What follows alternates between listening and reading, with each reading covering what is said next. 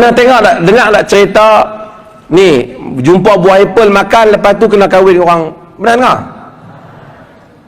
Dia cerita, ni riwayat TV3, dia cerita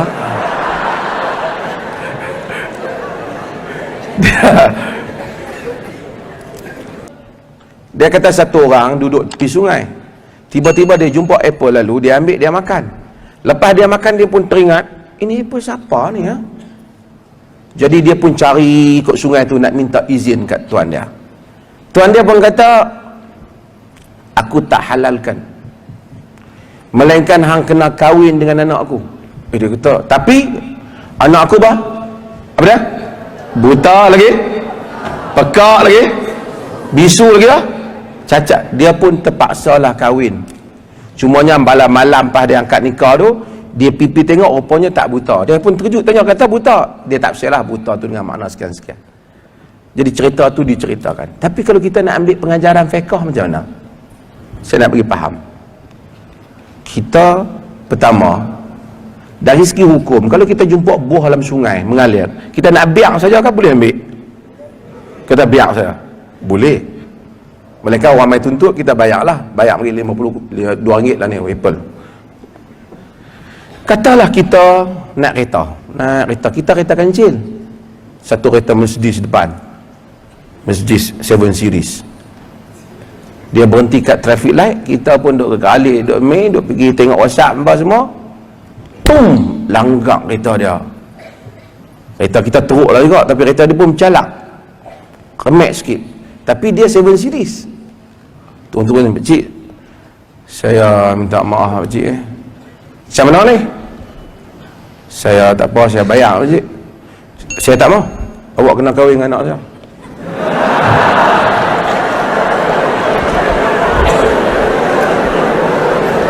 Anak saya pekak, buta, bisu, dia habaq macam tu.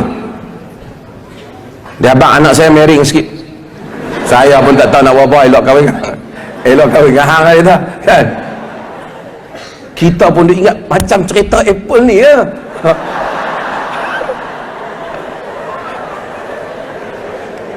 Kita pergi kahwin, miring sungguh. Saya nak tanya, dari segi hukum, bolehkah kita paksa orang kahwin kerana kes macam tu? Boleh tak? Tak boleh. Bolehkah kita kahwin dengan orang dengan kita tak tengok dulu muka dia? Tak. Semua andaian dalam cerita ni yang dicerita berulang kali oleh penceramah, andaian ini hanya kalau dikiaskan kepada kehidupan, hanya memperbodohkan orang saja. Faham tak maksud saya? Tak boleh. Mana boleh satu orang kena orang makan apple dia nak paksa orang kahwin dengan anak dia? Pergi beli balik satu apple, bagi balik, nah apple hang.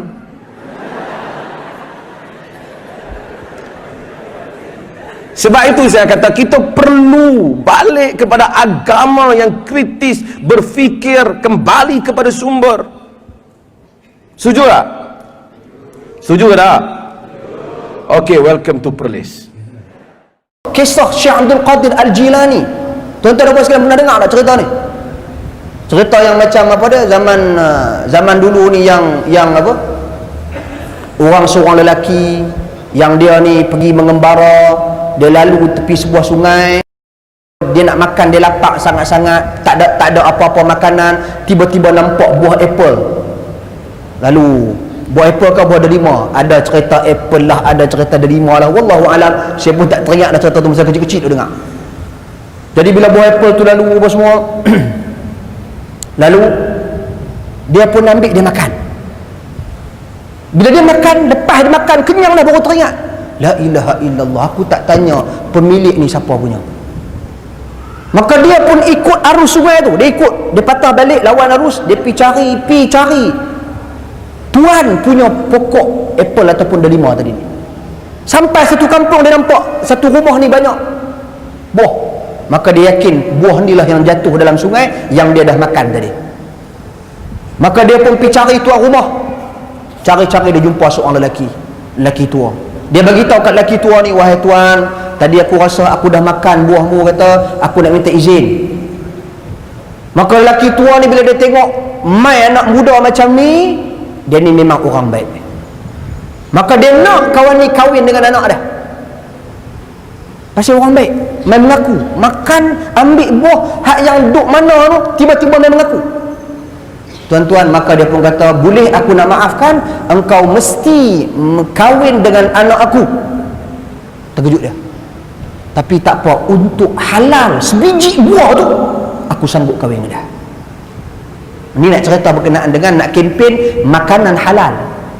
Kita makan benda yang halal tu bagus, tuan-tuan dan puan sekalian. Maka bila sampai ke tahap tu, tuan-tuan, dia pun kata, laki dia kata, sesungguhnya anakku ini buta matanya, bisu, pekak.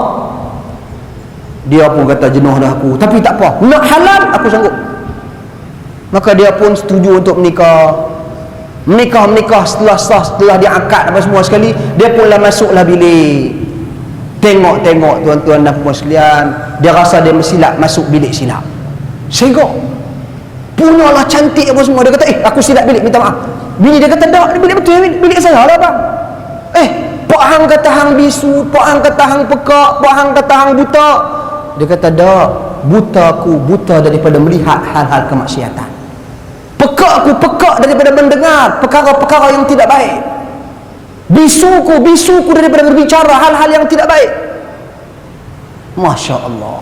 Maka mereka bersama-sama pada malam tersebut. Hasil perkahwinan tersebut, lahirlah Syekh Abdul Qadir Al-Jilani. Dia pikir tu lah Syekh Abdul Qadir Jilani pula. Jadi ini cerita, tapi kesahihan dari riwayat dia tu tak tahu daripada mana, sumber mana pun tak tahu. Tiba-tiba mai ada cerita, lepas tu kita pergi sebarkan, kita yang sampaikan.